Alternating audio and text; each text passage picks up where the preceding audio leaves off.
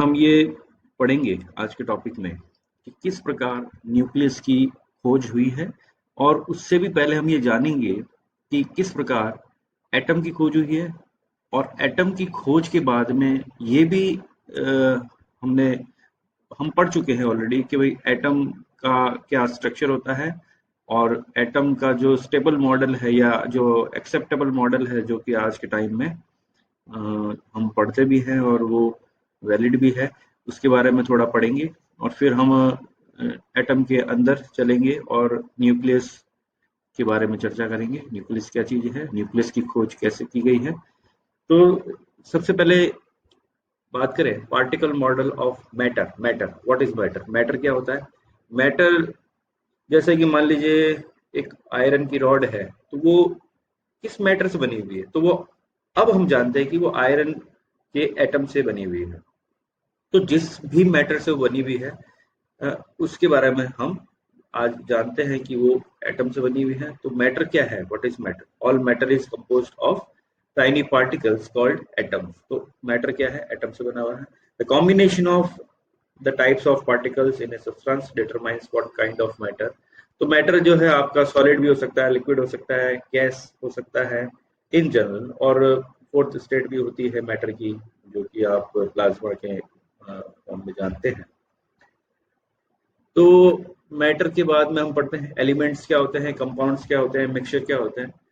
Elements simply जैसे copper हो गया, तो कॉपर एलिमेंट हो गया, एल्यूमिनियम, आयरन, जो आपका जो एटम्स है बेसिकली।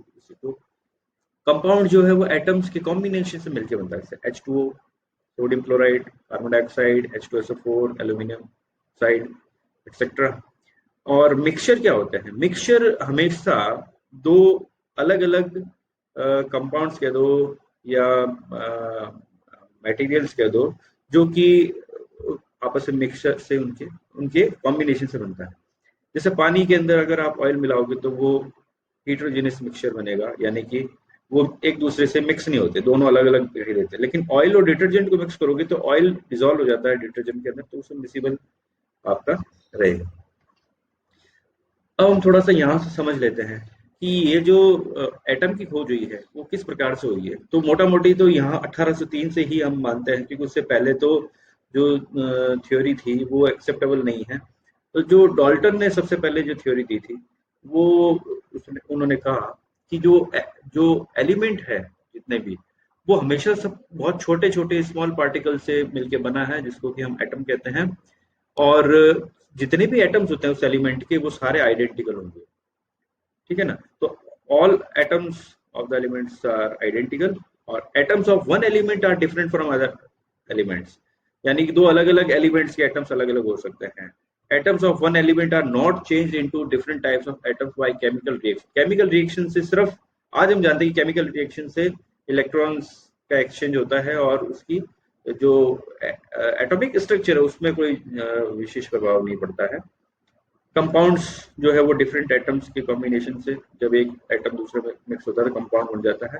और उसके जो कंपाउंड में जो रिलेटिव नंबर है एटम्स के, वो जो है वो कांस्टेंट ही रहेंगे। यानी कि अगर कोई एक्स एलिमेंट है, एक एटम है जो कि एलिमेंट एक्स, एक्स एलिमेंट की हम बात करें, जिसके कुछ एटम्स हैं, और वो वाई एलिमेंट में जब मिक्स होगा, तो दोनों के एटम्स भले रिएक्शन करें या जुड़े कंपाउंड बनाए, लेकिन उसमें नंबर ऑफ एटम्स जो है वो वही रहेंगे।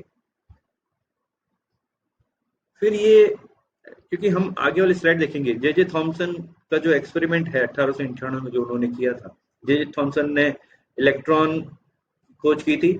लेकिन उनको इस खोज में जो हेल्प मिली थी वो इस ट्यूब से मिली थी, कैथोड रे ट्यूब जिसको कहते हैं। और ये ट्यूब पहले डॉल्टन ने डिजाइन की थी, जिसका यूज इन्होंने यहाँ पर लिया था।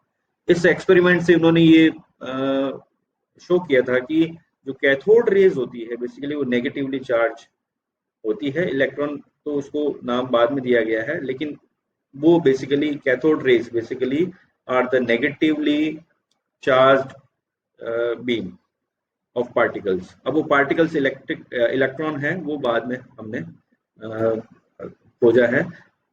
तो इसके एविडेंस में हम देखते हैं, व्हेन कैथोड एविडेंस में हम ये देखते हैं कि कैथोड रे ट्यूब्स में जो बीम निकल रही है, जैसे मान लीजिए कोई यहाँ पर कोई रेडियो एक्टिव मटेरियल है जो कि वहां से कोई बीम निकल रही है, अगर उस बीम को मैं यहाँ पर दो डिफ्लेक्टिंग प्लेट लगा के डिफ्लेक्ट करूं, डिफ्लेक्टिंग प्लेट यानी कि यहाँ एक पे नेगेटिव पोटेंशियल, दूसरे पॉजिटिव पोटेंशियल लगाऊं, और यहाँ से मैं यहाँ से कोई मैं कैथोड रे पास करूं, तो हम ये देखेंगे कैथोड रे जो है पॉजिटिव प्लेट की तरफ डिफ्लेक्ट होती है, नेगेटिव प्लेट से वो दूर हटती है।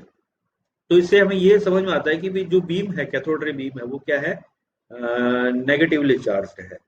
प्लस इसके आगे अगर मैं मैग्नेट लगा दूं, सपोज जैसे इसको यहाँ कैथोड रे ट्यूब को और एलोबरेट करके दिखाया हुआ है, यहाँ से ये जो कैथोड रे बीम आ रही है, अगर मैं इसको, ये दो प्लेट्स दिख रही है प्लस और ये जो माइनस दिख रही है, इनके बीच में से जब पास करता हूँ बिना मैग्नेटिक फील्ड के, तो ये डिफ्लेक्ट होगी, क्योंकि नेगेटिव है तो पॉजिटिव की तरफ अट्रैक्ट होगी।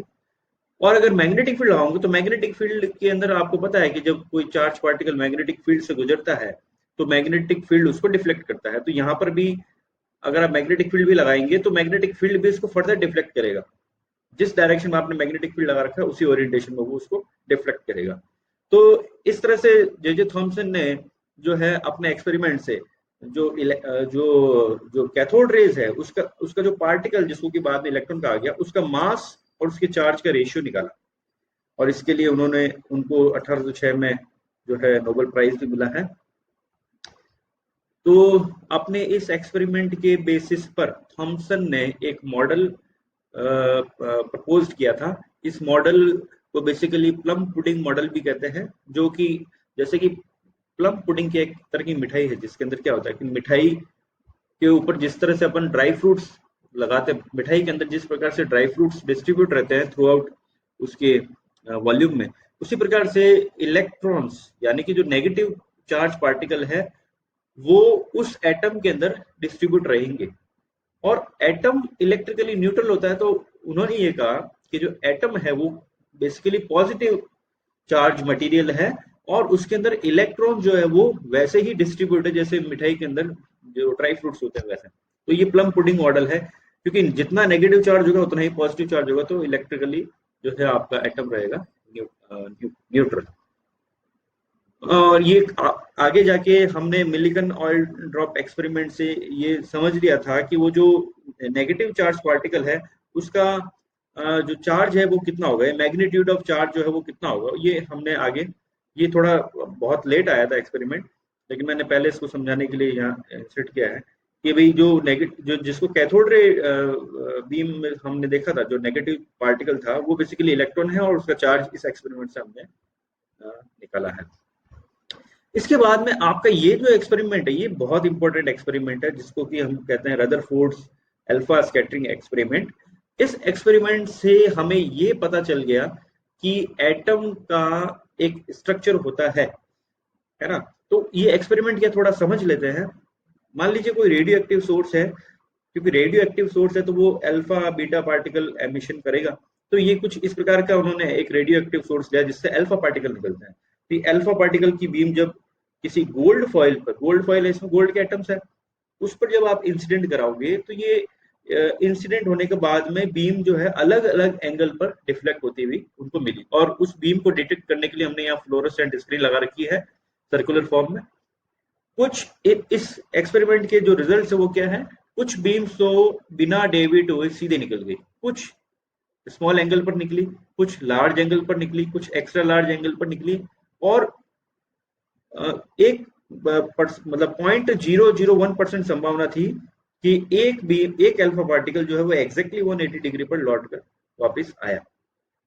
तो इस बेसिस पर रदरफोर्ड ने एक अपना मॉडल, एटम का मॉडल प्रस्तुत किया। इस मॉडल में उन्होंने क्या बताया, वही कि जैसे कि आपका जो अल्फा पार्टिकल है, अल्फा पार्टिकल क्या कर रहा है, उस गोल्ड फॉइल के ऊपर वो आपतित हो रहा है, इंसिडेंट हो रहा है, तो उस गोल्ड फॉइल में कुछ ऐसा हो रहा है कि जो उस पार्टिकल को डिफ्लेक्ट कर रहा है।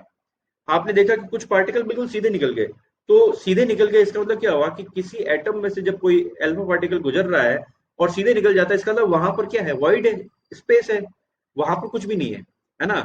लेकिन कुछ पार्टिकल डेविएट भी हो रहे हैं, इसका मतलब वहां पर कुछ ऐसा है जो उस पार्टिकल को डेविएट कर रहा है, क्योंकि अल्फा पार्टिकल क्या होता है, जिसमें दो प्रोटॉन होते हैं। अगर उसमें दो प्रोटॉन यानी कि पॉजिटिव चार्ज है, तो उसको डिफ्लेक्ट करने के लिए वहां पर कोई पॉजिटिव चार्ज होना चाहिए। तो यहां से हम ये कहते हैं कि जो रदरफोर्ड का जो एक्सपेरिमेंट है उसमें रदरफोर्ड ने ये बताया कि जो किसी एटम का वो पोर्शन जहां से वो डिफ्लेक्ट हो रहा है वो वहां पर पॉजिटिव चार्ज है। उसको बेसिकली उसने बाद में न्यूक्लियस कहा था। और इस न्यूक्लियस से जो पार्टिकल डिफ्लेक्ट हो रहे थे वो अलग अलग एंगल पर हो रहे थे, और वो डिपेंड कर रहा था कि अल्फा पार्टिकल उस न्यूक्लियस से कितने नजदीक से गुजर रहा है। अगर वो एग्जैक्टली उसके ऊपर इंसिडेंट होगा तो वो 180 डिग्री पर लौट के आएगा, या वो उसके बहुत नजदीक से गुजरेगा तो वो ज्यादा एंगल पर डिफ्लेक्ट होगा। और अगर वो उससे काफी दूरी से निकलेगा तो उसका डेविएशन कम होगा, डिफ्लेक्शन कम होगा। और अगर वो बहुत ज्यादा दूरी पर निकलेगा तो उसकी फील्ड का उसके ऊपर कोई प्रभाव नहीं होगा। तो इस प्रकार से जो रदरफोर्ड ने मॉडल दिया उसको हम इस डायग्राम से समझ सकते हैं। ये सिंपल सा, अगर मैं बात करूं कौन सा मॉडल है, ये प्लम पुडिंग मॉडल है। तो इसके हिसाब से ये होना चाहिए कि भाई कोई भी अल्फा पार्टिकल जब गुजरेगा तो वो सीधा ही निकलेगा, है ना। लेकिन रदरफोर्ड का जो एक्सपेरिमेंट है वो ये शो करता है कि कुछ पार्टिकल इस एंगल पर जा रहे हैं, दूर वाला सीधा जा रहा है, कुछ ज्यादा एंगल पर रिफ्लेक्ट हो रहे हैं, और एक पार्टिकल ऐसा होगा, एक या दो, जो कि एग्जैक्टली 180 डिग्री पर रिफ्लेक्ट होंगे। तो रदरफोर्ड ने इसके बेसिस पर ये एक जो है मॉडल पेश किया, जिसमें उन्होंने ये कहा कि सेंटर पर एक पॉजिटिव चार्ज है जिसको कि उन्होंने प्रोटॉन की संख्या दी।